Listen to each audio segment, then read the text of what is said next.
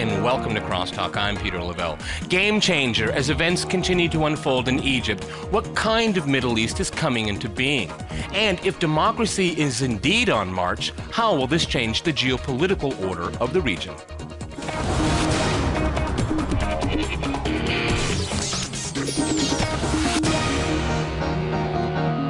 To discuss the future of Egypt and the region, I'm joined by Hayri Abaza in Washington. He is a senior fellow at the Foundation for Defense of Democracies. In London, we go to Nabila Ramdani. She is a journalist and academic who specializes in the Middle East and North Africa. And in Dubai, we cross to Taufiq Rahim. He is a visiting fellow at the Dubai School of Government. And another member of our CrossTalk team, Yelena Hanga. All right, folks, this is CrossTalk. That means you can jump in anytime you want. Nabila, you've been on the program before. I'm sure all of us have been watching very closely the pictures coming out of Cairo. Is that democracy, or is that just disgust with a dictator that overstayed his stay in Egypt as a client of the United States? I mean, we like to talk about democracy, but this right now, this is just a lot of people that are very angry. Having said that, watching them, there's almost like a celebration going on there. No violence has been reported, and they were expecting 1 million people to show up. 2 million showed up, and events are still playing out. So how would you describe what's going on there? I think it's quite extraordinary to see so many people determined to try and force President Mubarak out, and it's been dubbed as they hope to gather 1 million people. We're hearing that they've gathered more people on the street, and it's definitely a march, i.e. to get rid of President Mubarak as soon as possible. But it seems to me that the future of the Mubarak regime is not so much being decided on the streets of Egypt, but mainly there are certainly hard talks going on behind the scenes between Egypt and indeed the Americans. And what is staggering is that we haven't heard from the Obama administration a clear and unequivocal demand for Mubarak to step down, but rather we're hearing talks about fears about the more concerned about the stability of Egypt and indeed the region, whatever that means, if it means protecting American US interests. With all due respect, Nabila, if I could just interject. Go right ahead. I mean, you could lay this at the doorstep of the US, but, you know, at the end of the day, the only world leader who's been unequivocal about this is Prime Minister Erdogan of Turkey. The European leaders, the American leaders, even the Latin American leaders, East Asian, South Asian leaders, all have been silent. So I think it's a little bit misleading to lay this on the doorstep of the Americans. Yeah, but I mean, I think a lot of people would say that Mubarak certainly was a client. He was a client of the United States, and that's probably the difference here. I mean, there's a lot invested in this relationship here, and I think, and I wanted to get into it later, but I mean, a change in regime in Egypt, especially if it's people's power, and it's not going to be a pawn of the United States, is truly significant, and I think all of us would agree with that. And again, I mean, I'm saying Israel for one. Hayri, if I can go to you, I mean, Nabila brings up a good idea. I mean, maybe a lot of people are being quiet about this, but the country and the person that should be saying the most is the Obama administration. And what they've had to say is quite appalling, I would say. I mean, considering the United States loves to talk about democracy, but people on the ground are taking their own fate into their own hands after all of what we've heard about democracy promotion from the United States.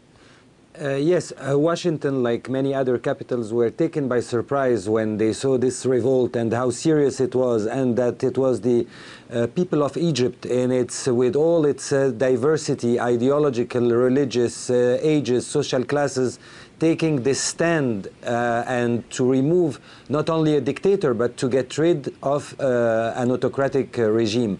So Washington was taken by surprise. Here we have many actors that are concerned about the changes in Egypt. In Washington, there are concerns that the Islamists might take over. The Israelis are very nervous because of the peace treaty and the consequences of this. The Egyptian opposition and people have their own aspirations of a democratic and free state. So all these parties need to agree on a formula for a managed transition. And I think the Egyptian opposition presented principles even before they asked Mubarak to step down. That is a power sharing between the military and the civilians for a period of transition, that could prepare the country for the reform. So there are too many, and Washington was walking on thin ice, because on the one hand, it cannot stand against the will of the Egyptian people. That surprised the administration here.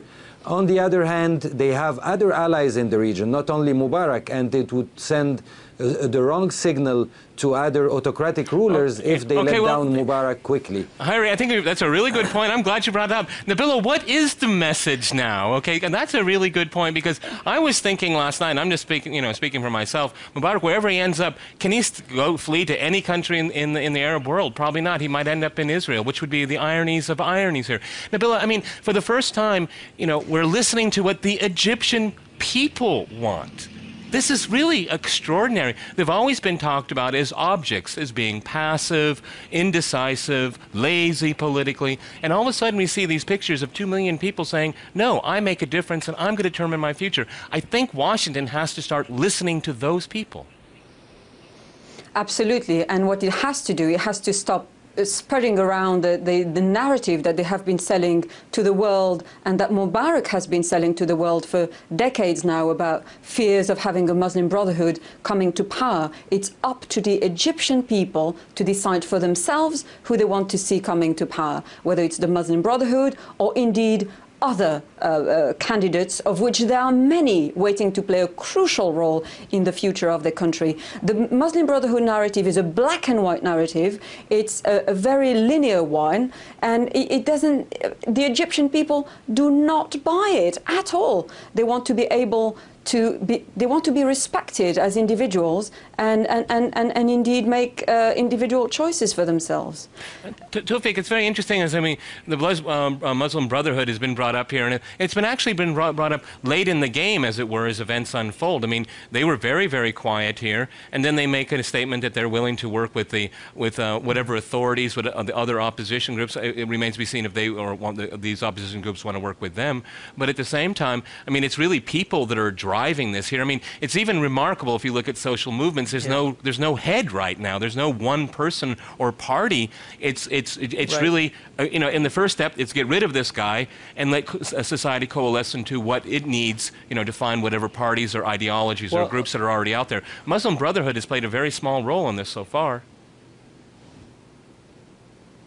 Well, for the last, 20 or so years, the only opposition that was emerging was from within the mosques, kind of, in a way, a little bit of an untouched area from the state.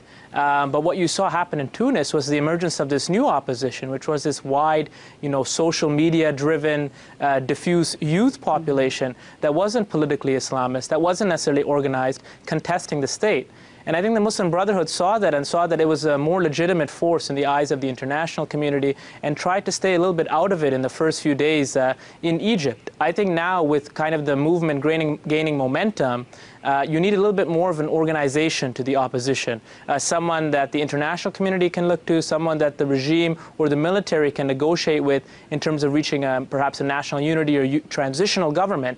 And that's why I think you see the Muslim Brotherhood now stepping in to say, okay, we're going to help organize, or we're going to support Mohammed al-Baradei, or we'll put our organizational forces behind the opposition. And I think that's the dynamic you're seeing now.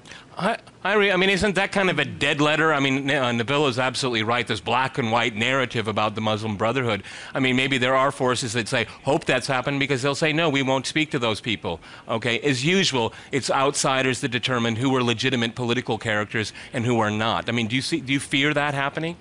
I think there's some.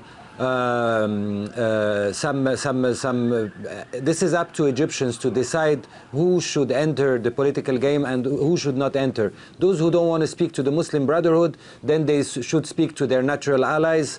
If they are, let's say, liberal and they don't want to speak to the Muslim Brotherhood, they can speak to Egyptian liberals. But Egyptian liberals have to find a compromise with the Islamists, all political forces. Also, there is a quasi-consensus in Egypt that the post-Mubarak Egypt will not have a president with as many power as Mubarak or all Egyptian presidents, a decrease of the power of the president. So I think the new system that will emerge will have more power sharing among the political forces, a stronger parliament, a stronger government, and with a head of state that's more neutral and with less power. So that's why I don't have a lot of fears of one group hijacking Egyptian society. We have all colors in the political spectrum.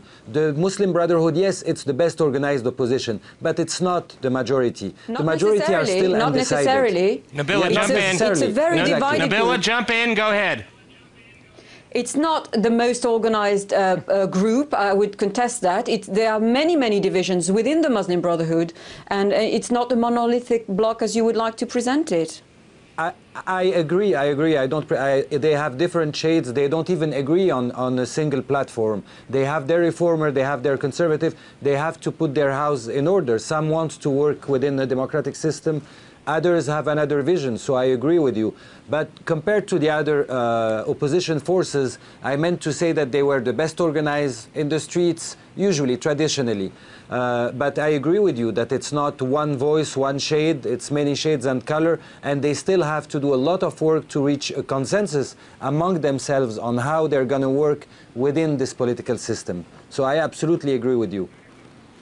Taufiq, I mean, again, I think we're still kind of moving around the bush here. I mean, it's been the way that the Muslim Brotherhood has been demonized in Western media and by Western governments. I mean, could they possibly play a role that the West would actually recognize? I mean, I think Israel has already jumped the gun and is threatening. Is threatening the world kind of with this ominous scenario that the Muslim Brotherhood will represent the second wave of an Islamist revolution in the Middle East. Okay, well, on that very important point, after a short break, we'll continue our discussion on Egypt. Stay with RT.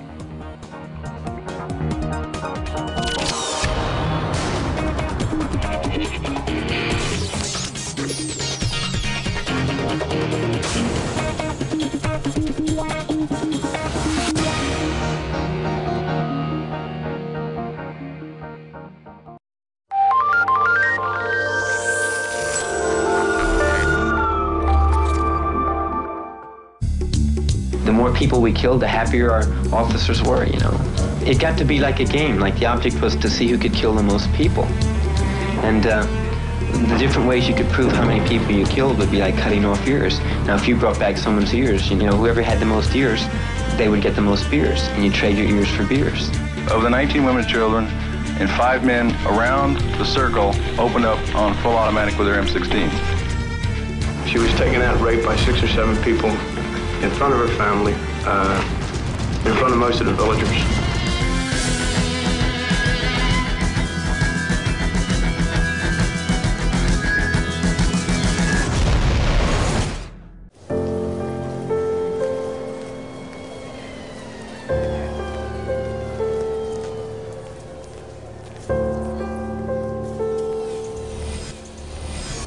Life in Russia would be so much brighter if you knew more about someone from first impressions. Meetfriends.rt.com.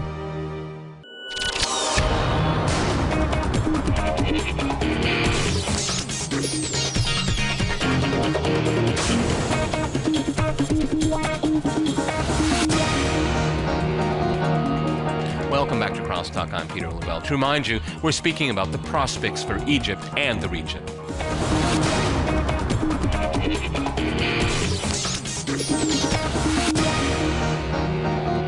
But first, let's see whom Russians blame for Middle East instability. One of the Arab world's longest and most entrenched leaders, and a stark choice. Over the past week, the world has seen a popular movement face down a regime in Egypt. What will come after President Mubarak is open to question. The public opinion agency Levada Center asked Russians who is responsible for Middle East instability. 20% cited the United States, 14% blame Islamic fundamentalists, 8% believe it's Israel, and 6% see Western countries at fault. With the unrest all around the region, what does the future hold for Egypt's people? Peter? Nabila, I think it's really quite interesting, and we've all kind of hinted, it's either been direct or indirect in this program. Everybody's surprised about a democratizing Arab world. Wow, as if we've been told repeatedly that it's not possible. They have to be helped. They have to go through these stages. A strong man. All of this we've been fed in dictatorships in pursuit of American foreign policy and American foreign policy interests. Now that is very much in danger. I mean, we have another leader that could be on the lam very, very quickly. Where that person goes, we don't know. But that has to send a signal to the other dictators there. The Americans won't protect this guy, this guy. It looks like everybody's lost their protection, as it were. And a lot of people, and especially the Israelis, are mystified now because the United States had created a geopolitical order in the region that served its interests, Israel's interests, and the United States' interests. A lot of those bets are off now, or maybe off. Yes, it's quite staggering, actually, to see that the Obama administration is quite nervous to see a dictator go, because there's much at stake in the region. Obviously, they are concerned about their militaristic relationship with Egypt. They're concerned about Israel's security, the safety of their border with Gaza, for example. And they're very nervous. And the Egyptians are very upset to see that the Americans are keeping very close tabs on the situation as it unfolds on the ground. They see the 30-year-old relationship, relationship between Egypt, Mubarak, and the U.S. as very damaging as far as the relationship with other countries in the region is concerned.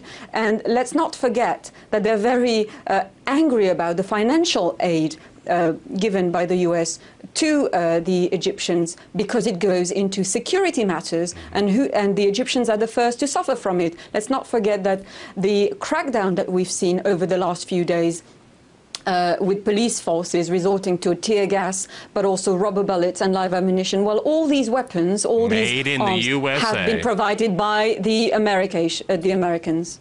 Taufiq, if again, Nibel really hit the nail on the head there. I mean, the Americans are nervous to see a vicious dictator leave. That's a pretty sad state of affairs because other dictators in the greater Middle East are really no different. And as a matter of fact, I would even go as far as to say, a strong opinion, the U.S. is very comfortable with these kind of dictators because they're very pliant. And now with the street on fire, as it were, yearning for values that we have at home, and we're nervous about it. Americans are nervous about it. That's pretty pathetic. Yeah. I think it's a sad state of affairs because, I mean, the U.S., I think, has skewed its foreign policy to solely revolve in the Middle East. Not solely, but predominantly around the issue of Israel. I think if you de-link Israel, which some of the new foreign policy establishment like J Street, New America Foundation are trying to do, that actually a democratic Egypt is not so misaligned with U.S. interests. And I think that's something that other people in the media and in the foreign policy community need to push. At the same time, I need to emphasize this, both the pro-American and anti-American regimes in the Middle East are anti-democratic. Syria and Iran are by no means pro-US, but they're still anti-democratic. So I think we just need to keep that in mind so we don't lose the nuances of the situation in the region. Hyrie, but nonetheless, I mean, it's you can dislike Hamas, Hezbollah, and things like that, but by international definitions, they do practice a democracy. The people voted for them. Okay, maybe there needs to be new elections, but nonetheless, I mean, again, to go back to my original point here, it's quite pathetic that the U.S. is worried about losing its dictator friends because it will find its geopolitical position in the region at risk in many ways because. They're afraid of people's power, it looks like to me. Again, pathetic. I think they undermined the Arab citizen in general. And they only looked, not only Americans, but Westerners in general, they only looked at the Arab citizen as being, during the Cold War, a potential communist, and after the Cold War as a potential Islamist, but never as a human being or who can adhere to the universal principles of human right and for them a dictator to go. So it's a discovery to see that not all Egyptians and Tunisians are Islamists, that in fact they want democracy, that they want a new order. So it came as a surprise. For them to change these policies, it was very difficult because these dictators used the card of the Islamists in order to get support from the West. And that's one of the debates that's going on here in Washington. Who are we going to support after Mubarak? And it is very difficult to convey the message that it's not a matter of who, it's what type of system, what are the checks and balances. We are not removing one ruler to replace it with one other. We want a change of systems, and this is what happened in Tunisia. And that's why the Tunisian youth were in front of the Prime Minister's office for days and days and weeks asking for a change of regime. So this new reality, it takes some time here to, in Washington, I mean, to absorb and to understand, because they never took seriously the population in the region. Many Arab liberals were saying the Islamists are not the majority. Give us a chance. Why did you support democracy in Eastern Europe and not in our part of the world? We know that the Islamists are not. Nobody listened and nobody cared to listen. Today, with Tunisia and Egypt, they are reassessing this situation, but they did not think of this scenario. That's why when you say they are unhappy to see a dictator leave, because they didn't, they never imagined that one day it would be regular people who would take to the street. For all the way the talk we of see democracy, spreading in democracy, it's really quite, again, pathetic here. I'd like to ask all three on the panel, and I'd like to go to Nabila first. I mean, again, let's clarify here, because I think this is, I don't want to get CNN-esque here. Just because there are democratic movements going on, and an ethos may be developing in the countries that we're talking about, especially Egypt, it doesn't necessarily mean they're going to be lovey-dovey liberal regimes that are going to be, want to get in bed with the Americans again, considering what the Americans and their allies have done to them for decades. I mean, we could have a democratic society that is democratic, but it doesn't necessarily have to be pro-Western, and I think the Western world isn't ready for that. Absolutely, and that's why we've seen various Western leaders prompting the Egyptian, and telling them what's good for them. But historically, we know that the whole point of uprisings or revolutions or massive demonstrations on that scale is to get rid of extremist elements. And for now, the most extreme element in Egyptian society is Mubarak. And that's why the Egyptian people are trying to get rid of him. And I trust societies to become more moderate once you get rid of a despot, basically, and that's the main preoccupation, getting rid of an 82-year-old despot who's been ruling the country with an iron fist for 30 years and has done nothing to genuinely implement socio-economic and indeed political reforms. And we should trust the people to decide for themselves. There are many people out there who are ready to play a part in the future of the country. There are many shades of people, and I don't think we should be scared of seeing any of them taking power. Taufiq, what do you think about that? I mean, because we going to see, hopefully we're going to see more development of democratic trends in these countries, and hopefully there'll be a signal for other countries, despots, that they've got to either change or get out, and hopefully more the latter than the former, because other people can make things happen. Yeah. But I mean, again, the U.S. is going to have to be pretty shaken here. I mean, I keep thinking of 1979, okay, when Andrei Gromyko, the Soviet foreign minister, said the United States has a gaping hole in its foreign policy, and I think that's the case here. And the geopolitical situation could change, even with democratic elements. And it doesn't necessarily have to be a call for a war against Israel. I think that's an exaggeration that we hear in the media as well. Go ahead. Yeah, I mean, I think, honestly, if the U.S. doesn't evolve its foreign policy, doesn't approach the Arab world and the Middle East with the same lens that it viewed Eastern Europe, or that it was viewing some of the uprisings in Kyrgyzstan or even Iran, if it doesn't evolve its foreign policy, it's going to get left behind. They're going to lose the region. And I think that's the wake-up call that needs to come to the Obama administration. This is, in the end, not just about a universal declaration of human rights. It's the Obama administration is saying is acting against its own national interest. Again, though, it's the entire international community which treats the Middle East with condescending eyes, including China, including other countries. No one wants to see the Middle East democratic. They're all afraid. Irene, what about you? No one believes. Go ahead, jump in, go ahead. Nobody believes that we can have a democratic Middle East or a democratic southern Mediterranean. But in terms of interest, the southern Mediterranean countries in particular are extremely linked to Western Europe with their trade exchange, matters of immigration, also culture. Many of these countries were occupied by France or by the United Kingdom, and they continue these relations. And also these countries have old political systems and institutions, even if they are not democratic, but they have a tradition of a modern state. They live within a modern state. Their aspiration is modern. So I don't think that there will be a conflict, a big conflict of interests. And it's much better to have a conflict of interest between two democracies than to dictatorship and the democracy. Democracies don't go to war with one another. And this is a very important point. And I second Taufiq in his point regarding Israel. The relations will be probably cooler, but nobody wants to go to war. Egyptians are not ready to go to war again. All right, I'm going to have to ask the panel. I'm going to have to jump in here. We'll see how events develop in Egypt and in the region. Many thanks to my guests today in Washington, London, and in Dubai. And thanks to our viewers for watching us here at RT. See you next time. And remember, crosstalk rules.